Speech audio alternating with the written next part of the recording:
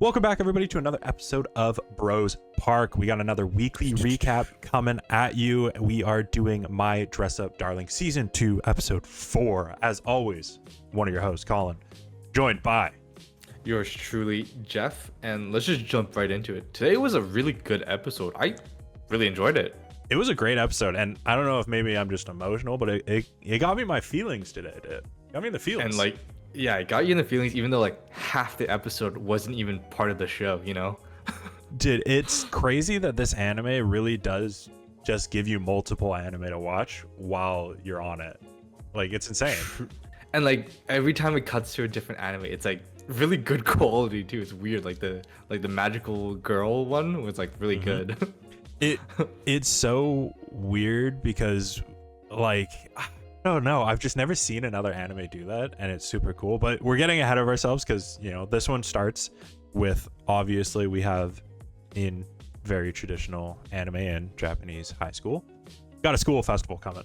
The school festival, every single high school anime has this shit. Yep. And we got, Gojo and Marin's class. They got all their activities coming through. And you loved the fact that they had two specific ones, which was Russian roulette takoyaki, which I think is just a bunch of takoyaki, but one of them's spicy. Ooh, and then yeah. The second is your other favorite, which is the cross-dressing maid cafe. Cross-dressing maid shit, dude. I eat that shit up like there's no tomorrow.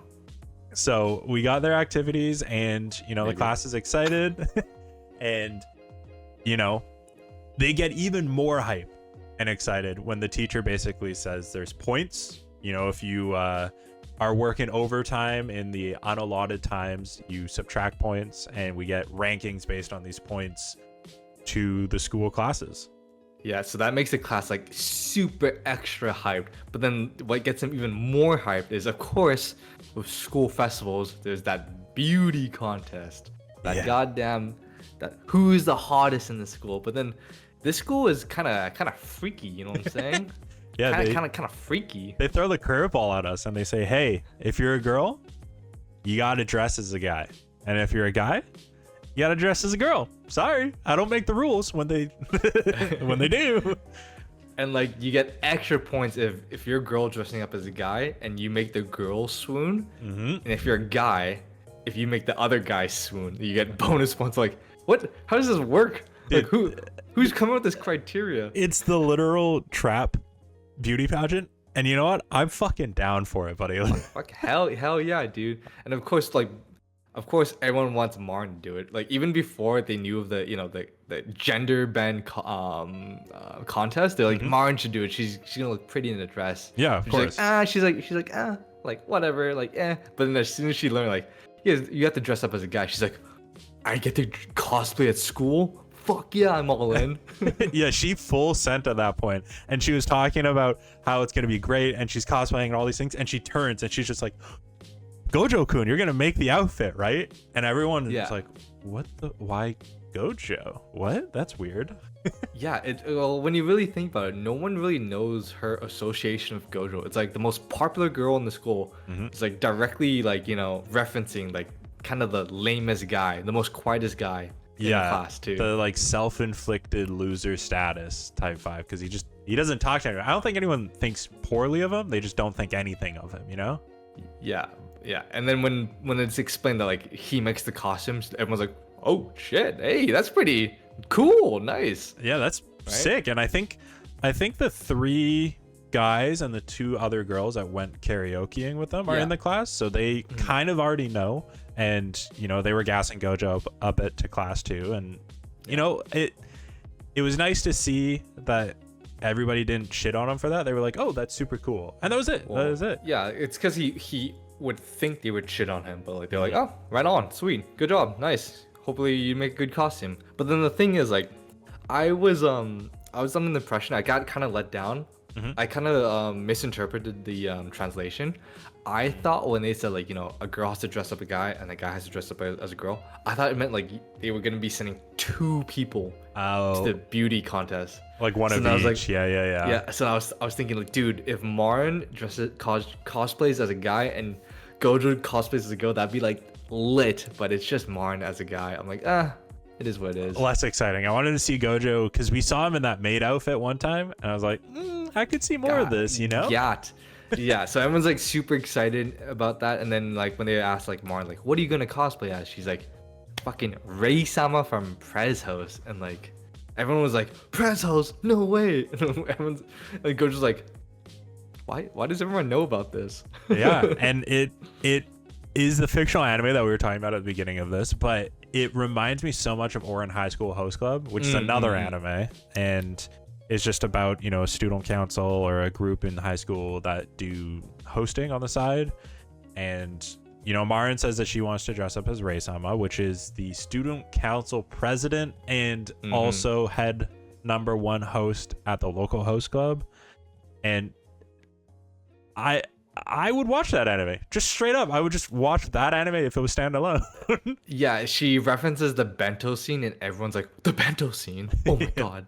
And then the next scene from the anime, we just see like half the episode of goddamn PrezHost, and like you said, I'd watch the shit out of that. That thing is like, that was a good episode of anime that wasn't even My Dress Up Darling. Yeah, and you know, they go into the bento scene and they show it all to us, and it's basically Rei-sama, and what's the girl's name that gave him the bento? I think it's Koyomi. Okay, Koyomi is like, oh my god, yeah, my cooking is so dull. Like your clients and your friends and all these things get you these lavish, great food, and like I get it, mine's dull. And Rei-sama's like, no, I love it so much because it reminds you of like the bento boxes from when my mom was alive and she would cook for me. It's so comforting. And she's like, oh, the only reason that, you know, Kuromi knows who I am is because of hosting, but that's also the only reason that she'll never trust me. She'll never believe me.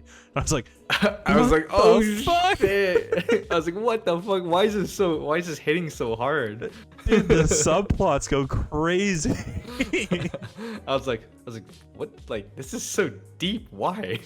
But it's so good. And so yeah, we got Rei-sama. That's who, you know, Marin's gonna be cosplaying as, and lo and behold, they're talking about it in school again. Now we're back to Gojo and Marin, and they're at the top of the stairs, kind of, you know, discussing all these things. And you know, Gojo is talking about all of the measurements and the fabrics and all these kind of their usual process, and basically says, hey, your curves are going to be hard to hide. And Marin starts blushing and being like, oh yeah, I forgot. He's like, oh, he knows my measurement. That's kind of, and then gets cut off. I'm like, yeah. Oh shit. I was Juicy. Like, was she going the creepy route? She wasn't going the creepy route. We already know that. But like, oh, man, she eats that shit up. She loves that shit, which is great. I just want them to just get together already. Just fucking get together. Like, what are we doing here? But then Gojo comes to realization that he's like, wait a second. We got to do interior designing for like the takoyaki, and I have to make the costume all within 2 weeks, which is less time than it took for him to make Shizuka. Yeah. So he's fucking freaking out. Yeah, he's stressed for time, and he basically almost died during that. And I think Marin clues into that, and Marin's like, I don't want you to kill yourself. You're so sexy. Let's I'm gonna make the costume. Like, you tell me how to do it, I'll make it. Don't worry about it. Yeah, the good thing she took the initiative to be like, lessen his burden. I was like, oh, really, really good on Marin. Yeah, it is nice to see that from Marin, but she gets all the instructions, and even with that, Gojo needs to put in all the work to make the instructions, write the diagrams, like everything, and he's still stressed for time with the interior design stuff.